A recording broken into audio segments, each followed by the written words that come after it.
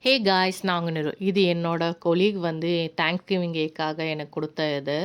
இன்றைக்கி morning breakfast என்னன்னு பார்த்தீங்கன்னா, தோசையும் மிளகா பொடியும் இருந்தாங்க. சட்னி அரைக்க டைம் ஆகிடுச்சு.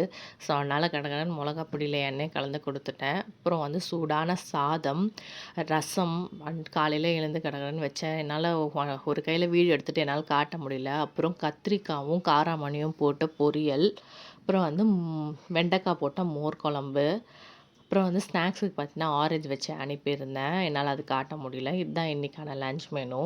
அப்புறம் பையனுக்கு சந்தோஷம் தாங்க முடியல. அவங்க அப்பா கூட ரவுண்ட்ஸ் போயிட்டு வந்தோனே. அப்புறம் அவருக்கு லன்ச்லாம் பேக் பண்ணி அவர் கிளம்பிட்டாரு. ரூமுக்கு வந்து பார்த்தோன்னே ஃபுல்லாக வந்து துணி தாங்க இருந்துச்சு. அந்த துணி மடிக்கிறதுக்கு மனசே வரல. அப்படியே போட்டுடலாமான்னுச்சு. ஆல்ரெடி 10 நாள் ஆயிடுச்சு. அப்புறம் என் பையன் கூட பேசிட்டு அந்த துணிலாம் மடிச்சு வச்சுட்டேன். அப்புறம் அவனும் கிளம்பிட்டு நானும் ரெஃப்ரெஷ் ஆகிட்டு போய் பூஜை ரூம் பார்த்தா செம்ம பாசிட்டிவ் வைப்பில் இருந்துச்சு. ஹஸ்பண்ட் போகும்போதே மார்னிங் விளக்கெல்லாம் ஏற்றிட்டு போயிட்டாரு. அப்புறம் நான் சாமி கும்பிட்டு என்னோடய டே அப்படியே போயிடுச்சுங்க. பாய் கேஸ், நெக்ஸ்ட்டில் பார்க்கலாம்.